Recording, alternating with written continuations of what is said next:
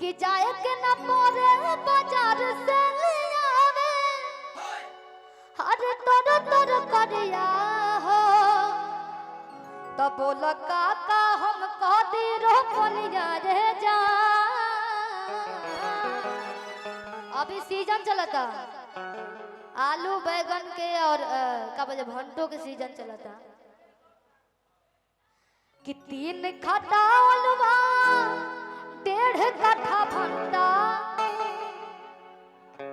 भाव दीजिए भाव कि 3 कट्ठा अलवा 1.5 कट्ठा भंटा तू 1 कट्ठा बोती हो। अरे धनिया जा कि हम कुछ कुछ खाई चटनिया जा। विश्वास ना करब लो आप लोग हम खुदे सुबेरे आलू बो के नहीं आलू और गोभी काल किसान के बेटी है और कभी शर्म ना कर काले कि हमने के जब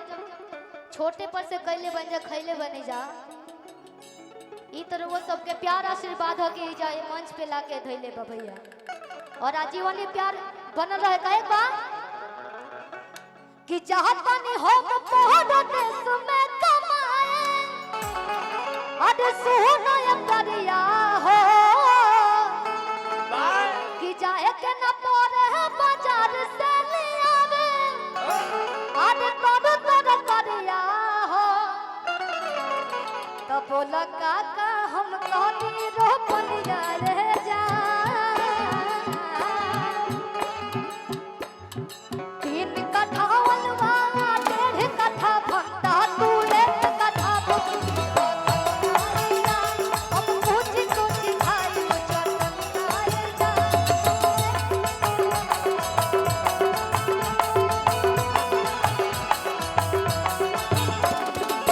चाहतनी हो पौधा देश में कमाए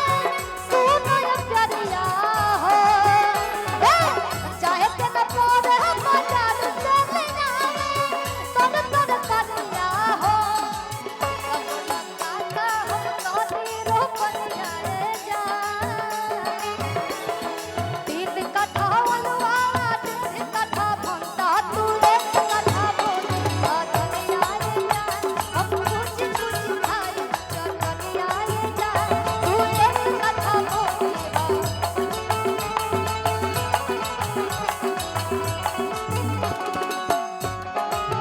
धोखे बाजो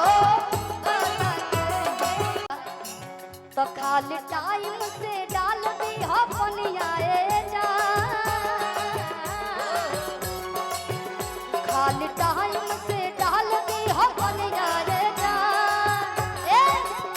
अरे 3 कट्ठा अलवा 1.5 कट्ठा भंटा तू 1 कट्ठा बोली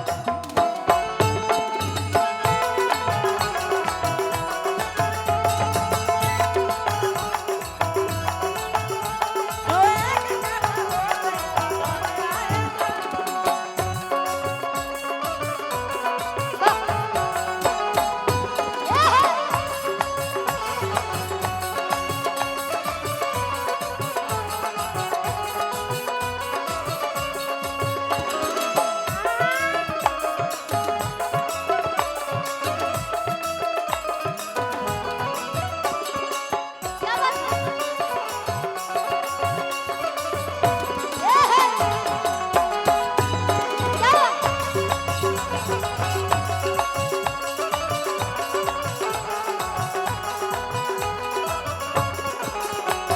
भैया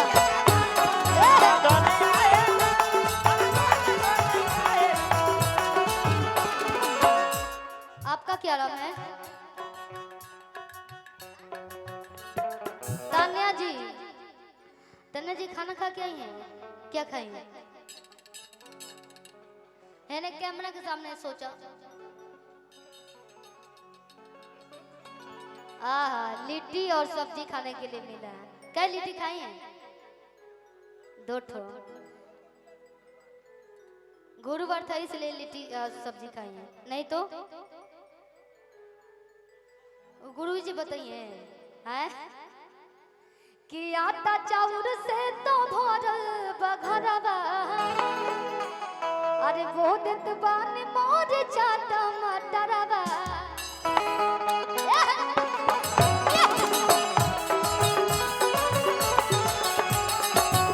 आटा चाउर से तो भरल बा घरवा वो देत बानी मोर चाटा मटरवा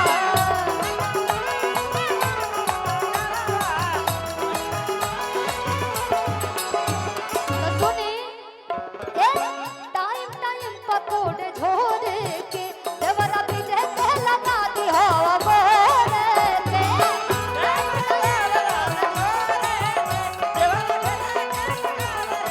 ए टाइम टाइम पकोड़े झोरे के देवरा पीछे के लगा दी हवा बोरे के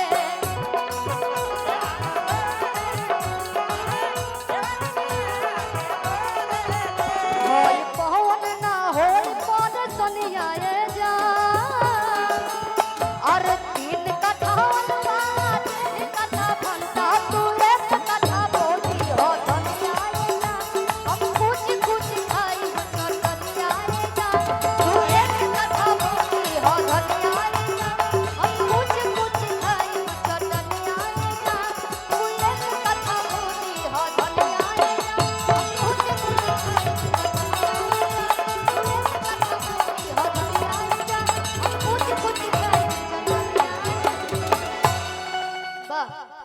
अच्छा लागल ना वाह ऐसे ही कर दा जबे से गावत तबे से इशारा कर देनी कि पहले से गइलो चिकना सामर घोरिया अरे सूरतिया सुघर लागे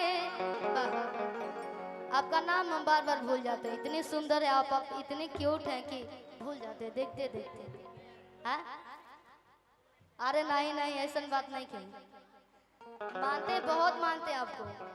आके करा सुंदर नहीं की लागत भैया सब लोग के सुंदर लागत अड़ी ना क्या नाम है ज्योति जी हाँ बहुत सुंदर लग रही हैं और काफी ये मेंटेन रखती हैं अपने आप को हम लगातार हम 4-5 साल से देखा था लेकिन ठीक है और एक